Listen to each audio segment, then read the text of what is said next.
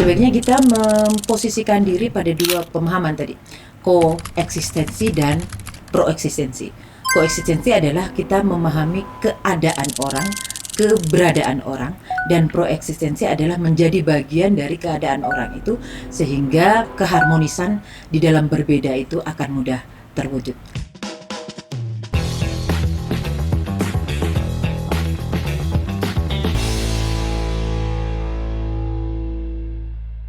Assalamualaikum warahmatullahi wabarakatuh. Pemirsa, senang sekali saya Zulkarnain Jumar Taufik dapat kembali menjumpai Anda dalam Unhas Speak Up. Ya, pemirsa, sebagai negara plural dengan keberagaman suku, budaya, bahasa, dan agama, politik identitas menjadi sesuatu yang sulit dihindari di Indonesia. Tentunya setiap kelompok memiliki karakter dan aspirasi politiknya tersendiri. Dan tentunya itu wajar dalam demokrasi. Ya, tentunya namun sering sekali menjadi masalah adalah ketika politik identitas berubah arah menjadi alat untuk memecah belah. Pemirsa masih ingat di pemilu 2024 kemarin bagaimana perbedaan pilihan politik itu memicu ketegangan bahkan pada ruang-ruang publik atau ruang-ruang sosial yang dekat dengan kita, dari media sosial, lingkungan kerja, pertemanan, hingga bahkan keluarga. Namun pertanyaannya hingga hari ini adalah apakah politik identitas akan selalu berkonotasi negatif atau justru bisa menjadi atau semakin memperkuat persatuan bangsa.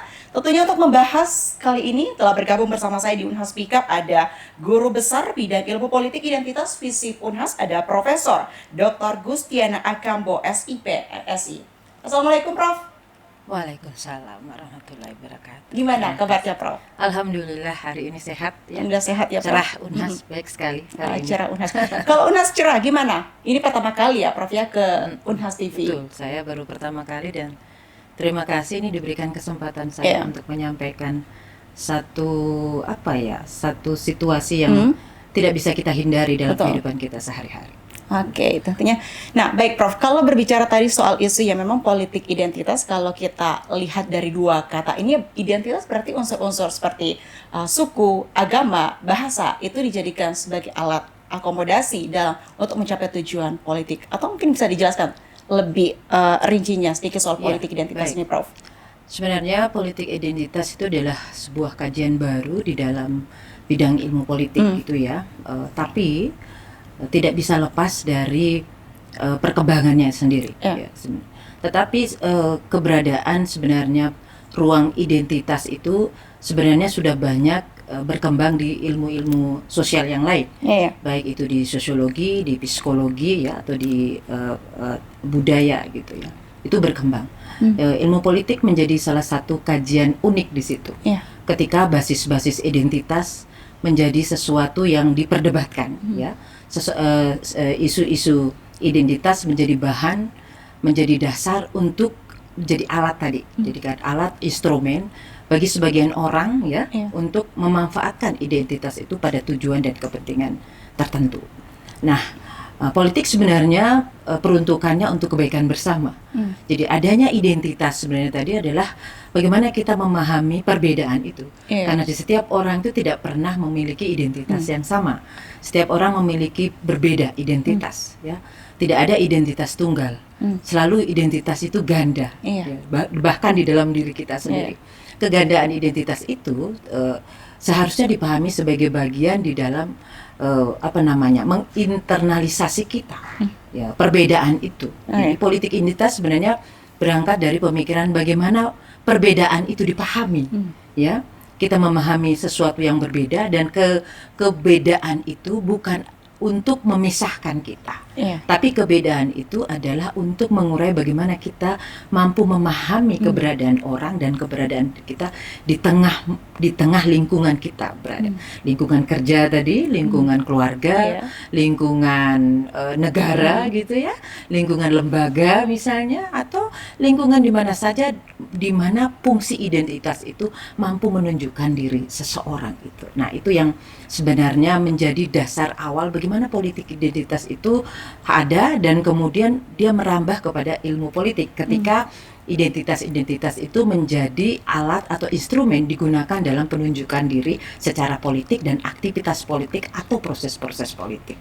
Seperti itu. Ya mungkin karena pemahaman yang kurang dari sebagian masyarakat soal identitas politik identitas ini, sehingga ya sebagian menganggapnya bahwa ini adalah celah atau hal yang kurang baik ya Prof ya. Ya, ada sebagian orang menganggap bahwa politik identitas itu nantinya larinya pada bagaimana kita memperdebatkan perbedaan itu dan perbedaan itu menjadi alat tadi untuk mencapai tujuan dan kepentingan itu. Itu satu sisi sebenarnya. Itu satu sisi. Jadi kalau kita bisa pahami sebenarnya dalam aspek yang lebih kuat lagi, politik identitas sebenarnya bagaimana kita mampu melihat kehadiran orang, kehadiran orang, person misalnya, kehadiran kelompok ya misalnya, kehadiran organisasi misalnya, atau kehadiran negara itu, gitu ya. Jadi ketika orang memahami tentang kehadiran itu, berarti dia koeksistensi, dia paham atas adanya itu, ya. Berbedanya itu tadi ya, berbeda agama ya, berbeda suku, etnik gitu, berbeda suku, jenis kelamin gitu ya, atau berbeda kepentingan sekali bahkan gitu ya, tujuan, keinginan seseorang. Nah, ketika orang pahami tentang koeksistensi itu menjadi bagian kita bisa melihat bahwa di dunia ini tidak sama gitu. Di dunia ini beragam ya. Di dunia ini multi gitu. Kepentingan kita multi, kepentingan kita beragam. Nah, dengan posisi itu sebenarnya politik identitas berada pada kemampuan kita memahami keberadaan orang lain, dan setelah itu dengan keberadaan itu mereka mampu mengekspresikan dirinya. Jadi jangan kita merasa bahwa ketika orang mengekspresikan dirinya tentang identitasnya itu adalah negatif. Iya. Ya. Tapi ketika orang mengekspresikan dirinya, apa yang ada dirinya dalam kadar yang positif itu ya, dalam batas-batas tertentu, ketika kita memahami koeksistensi, itu sebenarnya adalah politik identitas. Jadi apakah itu nanti mengarahnya ke aktivitas politik yang lebih lebih positif atau aktivitas politik yang lebih negatif, pada dasarnya dukungan itu adalah bagian dari bagaimana politik identitas melihat itu semua. Itu satu sisi, ya. Tapi di sisi lain pun juga kita tidak boleh memandang politik identitas itu pada posisi yang negatif saja, gitu ya. Itu tadi itu satu dari sekian banyak. Sebenarnya ketika kita pada posisi tadi kan koeksistensi, kita harus memahami politik identitas itu pada pro-eksistensi. Artinya bahwa ketika sudah tahu kita ini orang ada ya, tapi bagaimana kita mampu untuk memandang keberadaan orang itu sebagai bagian dalam diri kita. Jadi kalau kita berbeda, kita harus pahami kebedaan itu, dan kemudian kita bisa menjadi bagian dalam kebedaan itu, ya. Jadi kita saling memahami satu yang dengan yang lain, ya. Kita saling sinkron gitu, ya. Dengan kepentingan bersama kita sinkron, dengan perbedaan bersama kita sinkron, gitu ya. Harmonisasi akan muncul, kan kayak gitu. Jadi politik identitas itu pro eksistensi, memahami keberadaan kita berbeda dan bagaimana memahami kualitas hidup kita berbeda itu lebih bagus lagi. Nah, dengan demikian politik identitas itu bisa dipahami dalam hal yang sifatnya positif. Jadi koeksistensi tadi ya dan proeksistensi harus seimbang sehingga posisi-posisi politik identitas itu bisa berada pada tempat dan ruang-ruang dimanapun dia diperlakukan dan berlaku seperti itu. Oke, berarti dengan kata lain itu tergantung dari bagaimana kita menyikapi dari politik identitas itu ya Prof ya? Boleh satu sisi kita menyikapi, tapi kemudian ketika menyikapi itu seharusnya mampu merasakan, ya. Karena kalau kita tidak tahu orang berbeda dengan kita dan kemudian perasaan itu tidak ada, oh ini berbeda karena misalnya posisinya berbeda etnik misalnya ya, dengan karakteristik etnik yang unik begitu ya. Terus kita memaksakan diri kita untuk masuk menjadi bagian dan mengatakan, oh Anda seharusnya sama dengan saya dong, karena saya seperti ini. Itu tidak menyeimbangkan politik identitas itu pada ranah koeksistensi dan proeksistensi tadi itu, seperti itu. Baik, Prof, kalau kita lihat di Indonesia juga misalnya dalam pemilu itu seringkali muncul sentimen suku, budaya dan lain sebagainya. Nah, apakah ini bisa disebut sebagai hal yang wajar sebagai bentuk ekspresi politik masyarakat, atau ya mungkin itu tadi tanda mereka belum dewasa dalam politik, Prof? Sebenarnya ekspresi tadi seperti saya bilang, ekspresi orang terhadap aktivitas dan proses pemilu itu memang dimungkinkan terjadi.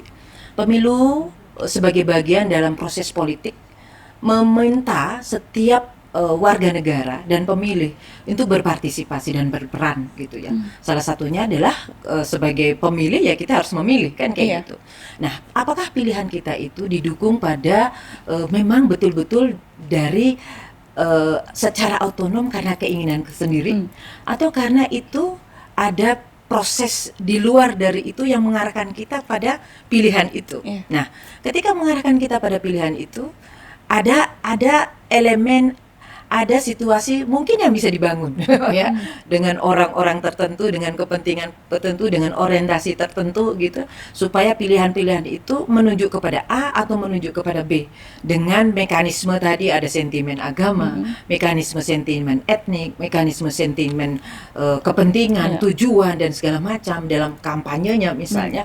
Nah, itu sebenarnya menunjukkan salah satu ekspresi itu, ekspresi dia. Tetapi ketika itu hadir ada di dalam proses pemilu, sebaiknya juga terjadi penghargaan atas hal itu, gitu ya. Jadi politik identitas pada kategori yang biopolitik itu adalah bagaimana setelah dia mampu mengekspresikan, mampu menghargai, gitu ya. Jadi mampu menghargai itu. Jadi keberadaan pemilu dengan mekanisme seperti itu, setiap orang menginginkan, mengajukan semua proyek yang ingin dia lakukan ya, misalnya proyek identitasnya, dia lakukan dengan pilihan-pilihan supaya orang bisa memilih A atau memilih B, itu sebenarnya sesuatu yang wajar di dalam demokrasi, gitu. Karena demokrasi tidak boleh mengekang ekspresi, tidak boleh mengekang penghargaan. Nah, hanya perlu kedewasaan tadi, betul. Perlu kedewasaan, batas mana yang harus mampu diekspresikan dan batas mana yang mampu dihargakan. Ketika batas mana yang mampu diekspresikan, jadi ketika orang mampu mengekspresikan tindakan politiknya, dia tahu yang mana wajar dan mana tidak wajar, kan kayak gitu. Jika dia memobilisasi massa dengan cara yang tidak wajar, ya kemudian memisahkan pembelahan itu sebenarnya tidak menjadi ukuran demokrasi yang bagus, ya. Tapi ketika dia mampu melakukan itu dengan batas-batas tertentu, ya, dengan orientasi misalnya demokrasi yang lebih dewasa, saya kira politik identitas dalam pemilu itu bisa dimungkinkan, bisa terjadi, ya. Hanya sekali lagi betul ada kedewasaan dalam memahami dari proses ekspresi itu dan proses kedewasaan itu atas segala sesuatu dan tindakan di dalam proses-proses politik, termasuk di dalam pemilu itu. Jadi pemilu 2019 mungkin sangat mencerminkan itu, kelihatan gitu ya. Riset-riset kami yang kami lakukan ya, adanya polarisasi partai, pemilahan partai dalam ideologi yang sangat berbeda, kemudian ada aliran yang sangat berbeda di dalam partai, kemudian masyarakat terbangun dalam segmen-segmen populis yang beragam gitu ya, kemudian pilihan-pilihan yang kemudian didukung oleh media yang tidak dewasa, mohon maaf ya, menghasilkan itu tadi proses pemilihan yang mencederai demokrasi itu. Padahal keberagaman yang kita miliki sebenarnya harus menjadi kekayaan. Ya, keberagaman, kekayaan etnik, kepentingan, agama, jenis kelamin, itu sebenarnya kekayaan yang Tuhan berikan begitu anugerah kepada kita ya di Indonesia. Tapi ketika itu tadi ya diekspresikan, dihargai tapi tidak pada posisinya, itu terkadang menghasilkan ketidakdewasaan di dalam berpolitik. Nah, contohnya di pemilu 2019, di 2024 sih mungkin ada terjadi penurunan ya. Polarisasinya malah pada kolaborasi partai yang lebih solid ya, kata tanda petik solid tertentu, tapi kesolidan itu tidak dibarengi dengan bagaimana ruang-ruang partai itu bisa sekali lagi mengekspresikan dengan keutamaan sebagai partai, karena mereka harus terbentuk dan tergabung di dalam koalisi yang mau tidak mau ya udah harus masuk di situ gitu ya. Padahal kalau dalam demokrasi yang sehat ya biarkan dia mengekspresikan tadi, dan biarkan dia menghargai proses itu sebagai bagian dalam proses kedewasaan berpolitik, khususnya dalam sistem kepartean. Seperti itu. Mungkin Anda tadi kaitannya juga penjelasan barusan dari Prof. Bagaimana atau kenapa sampai sekarang itu sering politik identitas itu masih sering kali dipersepsikan negatif ataupun diidentikan tadi dengan kata perpecahan atau polarisasi tadi, Prof? Ya, karena politik identitas itu sebagai sesuatu yang sangat mudah, sangat murah dalam ruang mengekspresikan. Ya, dua hal sebenarnya yang tidak boleh kita sebenarnya mempersoalkan itu dalam kehidupan sosial. Ya. Itu persoalan isu-isu ya yang harus diperkuat, masalah agama dengan etnis. Sebenarnya itu jangan menjadi isu-isu itu menjadi diperkedepankan sekali untuk memudahkan kita menjadi kemenangan kita di situasi tertentu gitu ya. Karena sensitivitas pada dua hal itu, isu itu akan mencederai sebenarnya rasa orang gitu ya. Gimana kalau saya orang X terus kemudian memang dia itu orangnya kayak gitu gitu ya. Bagaimana kalau saya beragama X terus memang dia alirannya kayak gitu. Itu menimbulkan ekspresi kemarahan ya, sensitivitas tinggi. Nah, proses itu sebenarnya tidak boleh dalam kedewasaan kita berpolitik. Tapi kenapa itu banyak dilakukan? Karena itu sifatnya murah, mudah membangun tadi. Karena orang akan mudah tersentuh, gitu ya, tersulut, tersentuh pada hal-hal seperti itu, sehingga ketika itu dia katakan, kita loh dari etnik begini, masa dikalahkan oleh itu? Kita loh dari aliran begini, masa dikalahkan oleh itu? Jadi itu memudahkan sentimen, bahkan loyalitas dan sentimen tadi.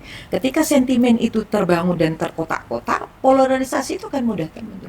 Dan itulah sebagai pemicu timbul konflik, mudah timbulnya konflik. Orang tidak lagi mengatakan, saya ini berpendidikan tinggi, saya ini berpendidikan rendah, tapi karena dia sentimen itu tinggi, karena ini aspek ekspresi rasa yang digoyangkan, akhirnya mudah untuk ikut terlibat di dalam situ. Apakah bisa dikatakan dua tadi itu menjadi akar polarisasi yang mungkin itu memancing masyarakat? Bisa saja itu. Jadi seharusnya kalau kita sudah paham itu sebagai isu yang sangat sensitif, bagi mereka aktor-aktor politik mungkin ya, yang terlibat dalam politik praktis ya, mungkin tidak mengajukan itu sebagai bahan yang mudah untuk dinegosiasi kepada pemilih, kepada ya, negosiasi untuk mereka daya tawarkan sebagai bagian dalam ini loh situasi saya, dan kalian harus pilih saya, dan kalian harus memihak pada saya karena kondisi kita seperti ini, kan kayak gitu. Nah itu kemarin terjadi di pemilu 2019 terjadi, dan beberapa pemilihan legislatif memunculkan situasi itu. Pemilihan kepala daerah lagi ya, itu sangat kental. Pemilihan presiden pun juga pada tahun 2019 itu sangat kental situasi itu. Sehingga sekali lagi mungkin dua aspek itu kalau kita dewasa berpolitik, menisbihkan, kalau saya menisbihkan, mengurangi agar masyarakat tadi yang kita ini kan belum masyarakat cerdas secara politik ya, secara sosial mungkin bisa, tapi cerdas secara politik mungkin belum sepenuhnya. Itu bisa dihindari agar tidak terjadi konflik yang lebih luas di antara segmen-segmen masyarakat yang terbentuk di dalam masyarakat yang multi kita ini. Seperti itu. Baik, tentunya kita juga akan mendengarkan Prof bagaimana dampaknya terhadap stabilitas politik ketika ikatan etnis tadi atau kelompok itu digunakan dalam pembentukan wilayah politik. Tapi kita tahan dulu Prof setelah jeda yang satu ini.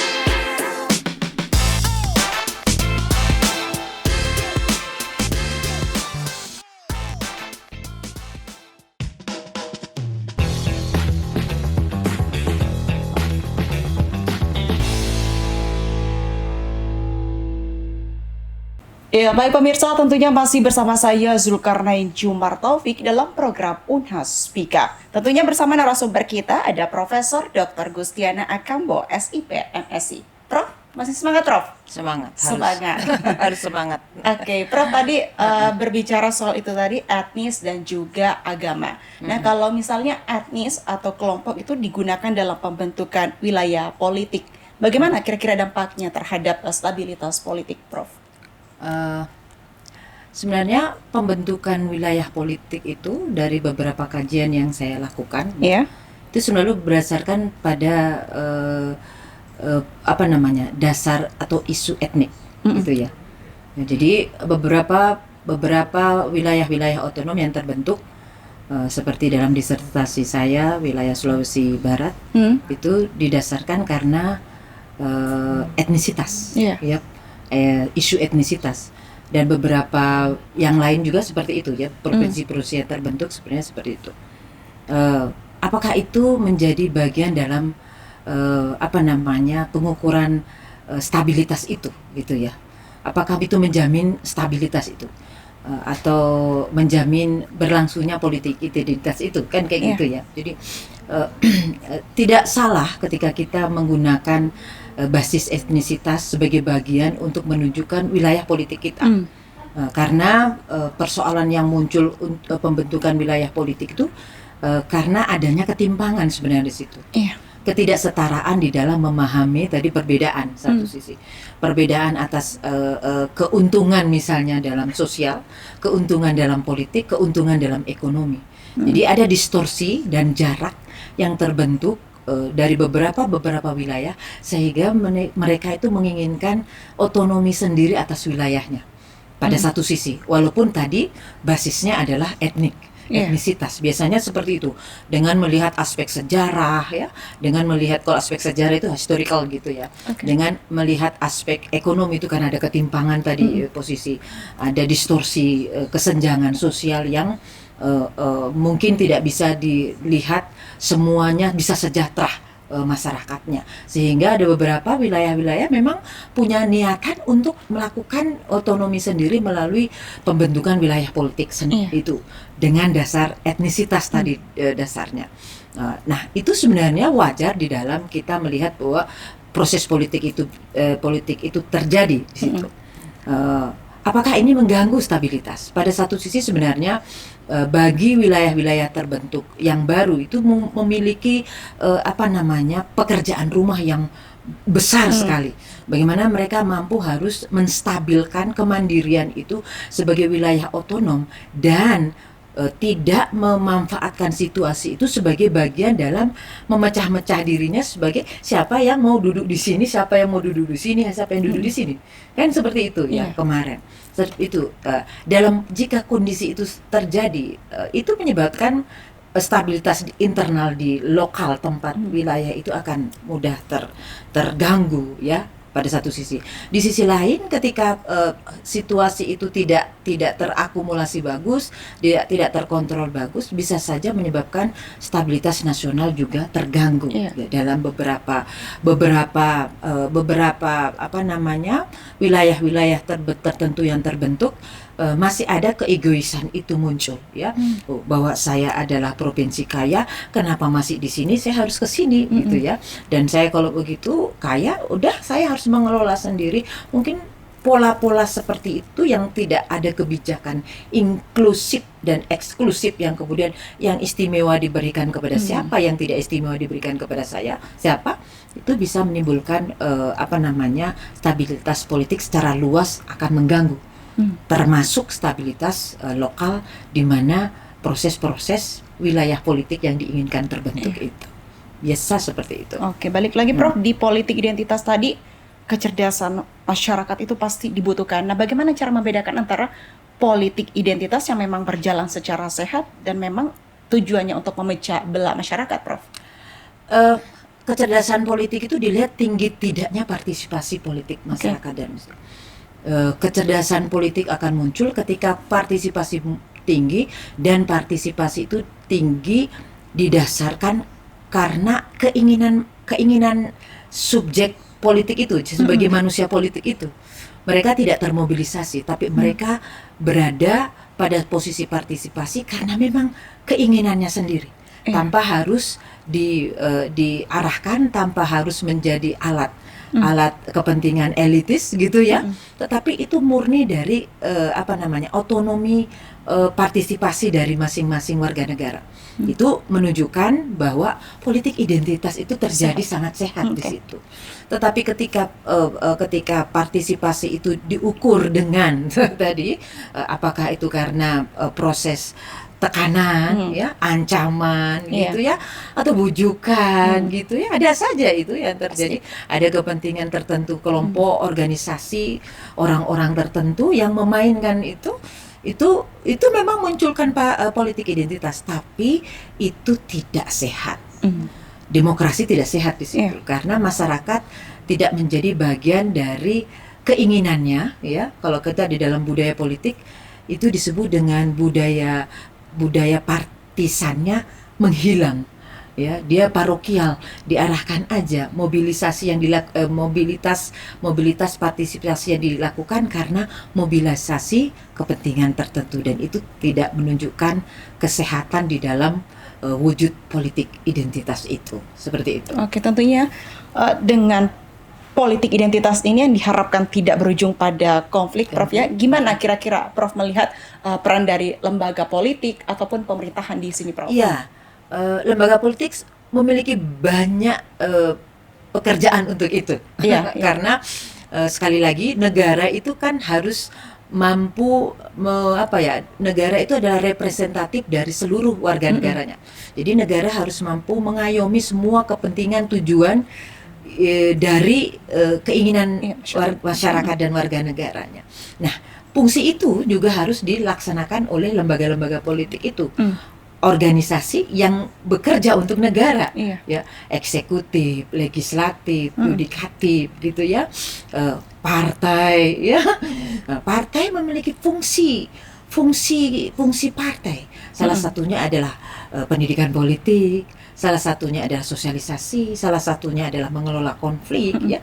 Jadi dengan kita lihat dari partai aja, ketika partai memiliki fungsi dan peran selayaknya fungsi dan peran mereka dengan jalan misalnya pendidikan politik yang baik, salah satunya mengajarkan kepada masyarakat bahwa berbeda itu adalah sesuatu yang sehat, berbeda itu ekspresi orang itu adalah sesuatu yang memang harus dihargai, dan aktivitas proses politik setiap orang harus dikedepankan, dan dengan jalan partai mendampingi itu semua. Sebenarnya itu adalah bagian bagaimana lembaga politik itu ikut serta di dalam menjaga sehatnya politik identitas. Itu baru partai, belum lagi pemerintah ya, misalnya ya presiden boleh, gubernur boleh ya. Cara presiden misalnya kemarin melakukan pidato di pidato PBB itu adalah bentuk dari politik identitas kita secara makro, ya, melihat bagaimana kita menunjukkan sebagai negara yang berekspresi, mampu mengekspresikan kebebasannya dan patut dihargai atas segala kerjasama dan hubungan dengan negara-negara lain, termasuk dengan negara-negara yang berada di bawah posisi yang dianggap sangat riskan dengan penjajahan seperti itu. Jadi negara, lembaga-lembaga politik memiliki peran penting dalam menjaga politik identitas itu. Seperti itu. Baik, Prof, kalau tadi dijelaskan di awal itu bahwa di pemilu atau politik identitas ini yang mungkin terlihat di pemilu 2019 ya Prof ya, kemudian di pemilu 2024 itu mungkin mengalami penurunan. Apakah ini menunjukkan bahwa adanya perubahan dari polarisasi menuju kolaborasi, Prof? Polarisasi memang tidak bisa dihindarkan, gitu. Kolaborasi juga tidak bisa dihindarkan, karena itu menjadi kecerdasan tadi berpolitik setiap orang, setiap kelompok, organisasi, bahkan negara. Nah, penurunan atas tingkatan penguatan politik identitas dalam pemilu ke pemilu itu adalah bagaimana, kalau menurut saya ya, pandangan saya, bagaimana masyarakat yang terbangun dari elitis tadi ya, elitis tadi itu mengurai politik identitas itu sebagai arah ke kolaborasi. Gitu ya, dia mengurainya ke arah kolaborasi. Jadi mereka sudah tahu adanya berbeda, tapi bagaimana mereka menyatukan dalam satu koalisi. Walaupun mungkin itu koalisinya menurut saya koalisi yang masih dianggap sebagai sebuah mau tidak mau harus dilakoni gitu ya menurut saya. Tetapi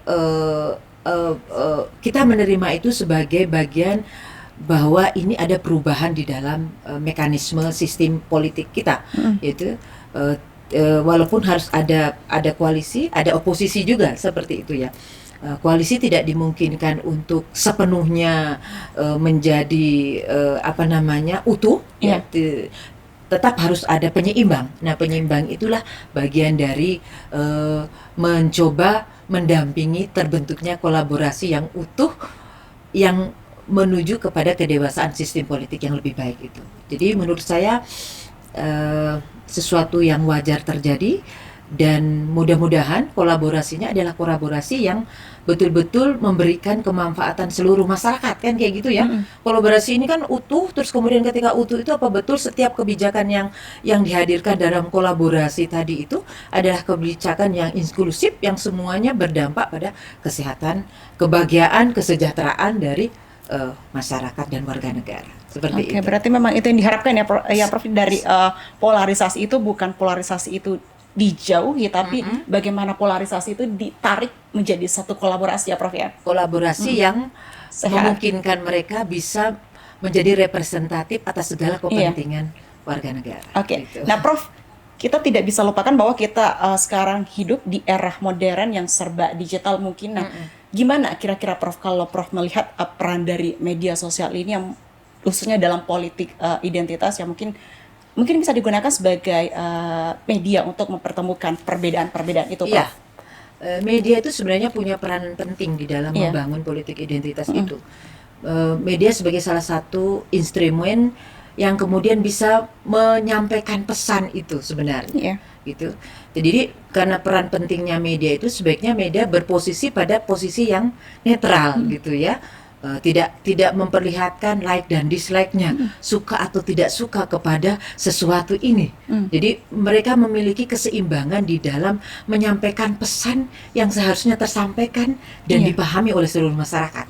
Nah, kalau ada keberpihakan tadi ya, salah satu keberpihakan pada dari sekian banyak keanekaragaman kepentingan, kemudian dia berfokus pada satu kepentingan tertentu, menyampaikan pesan kepada kepentingan tertentu, itu tidak menjadi media yang sebagai tepat dan media yang netral tadi ya.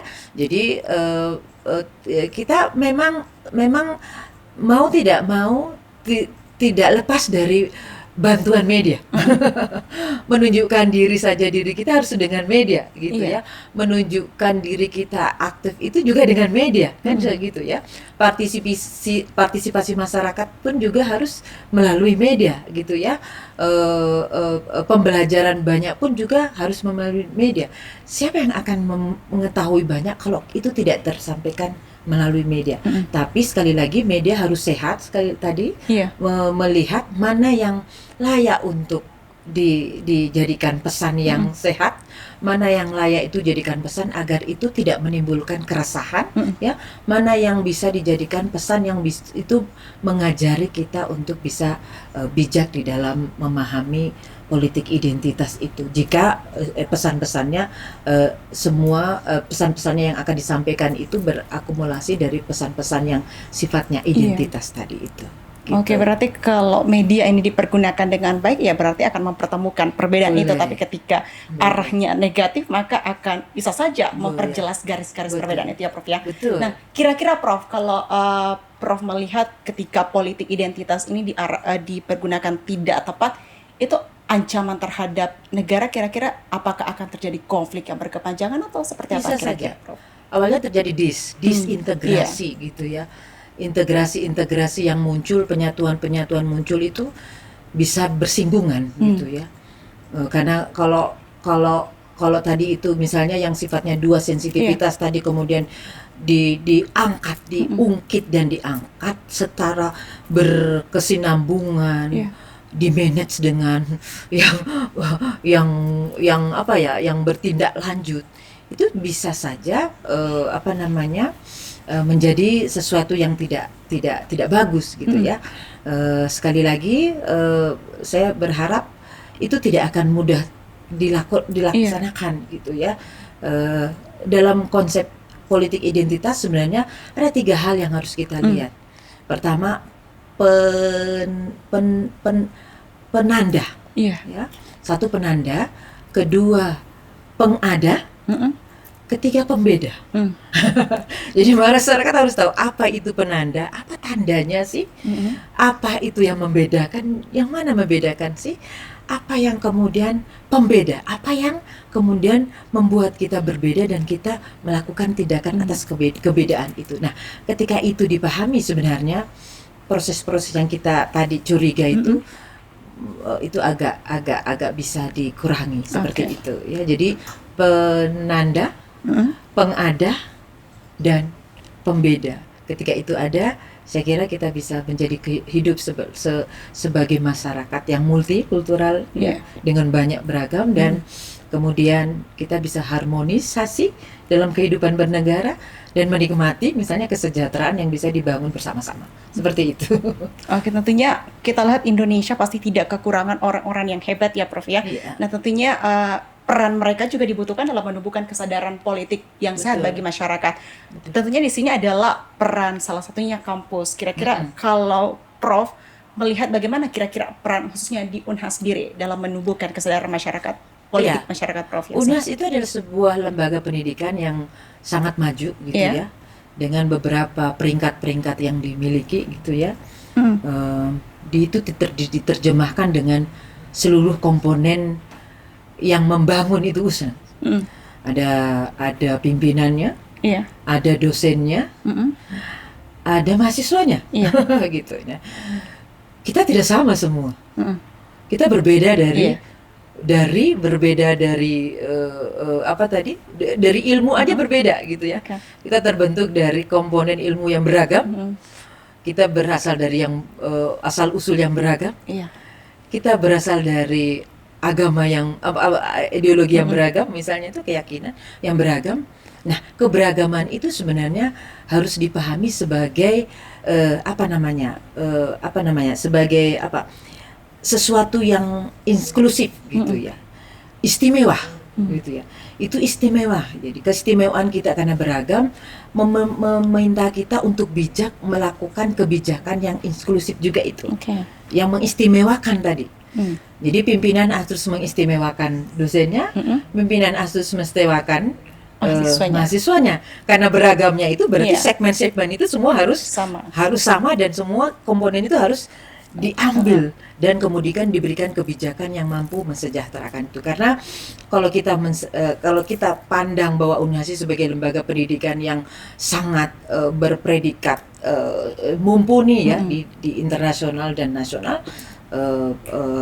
politik perbedaan itu tidak menjadi dasar dalam perpecahannya. Tetapi politik perbedaan itu menjadi dasar bagaimana mengelola lembaga setingkat UNHAS itu lebih menjamin semua proses-proses pembelajaran yang lebih baik di dalamnya secara akademik dan kesemuanya yang mendukung seperti itu. Oke, the last mungkin Prof, mungkin ada pesan bagaimana upaya masyarakat agar tidak mudah terjebak dalam polarisasi politik, Prof. Oke. Kembali lagi saya mengadopsi tadi pernyataan saya untuk menghindari tadi apa yang ditanyakan tadi. Sebaiknya kita memposisikan diri pada dua pemahaman tadi, koeksistensi dan proeksistensi. Koeksistensi adalah kita memahami keadaan orang, keberadaan orang, dan proeksistensi adalah menjadi bagian dari keadaan orang itu sehingga keharmonisan di dalam berbeda itu akan mudah terwujud dimanapun, entah itu di lingkungan kerja kita, entah itu di lingkungan organisasi kita, entah di lingkungan keluarga kita, bahkan di lingkungan yang setingkat negara yang menjamin kita hidup di dalam negara yang multikulturalisme. Demikian, seperti itu. Baik, tentunya pemirsa dari perbincangan kita bersama dengan Prof, tentunya kita lihat bahwa politik identitas sebenarnya bukan sesuatu yang harus ditakuti ya Prof. Betul. Ya, tapi itu bisa dikelola menjadi kekuatan selama itu dijalankan dengan kolaborasi. Dan tentunya media, universitas, dan masyarakat itu memiliki peran penting dalam membangun ruang politik yang inklusif dan juga tentunya penuh dengan dialog yang positif. Sekali lagi terima kasih Prof atas ilmunya dan waktunya untuk berkunjung di UNHAS TV. Baik, Prof.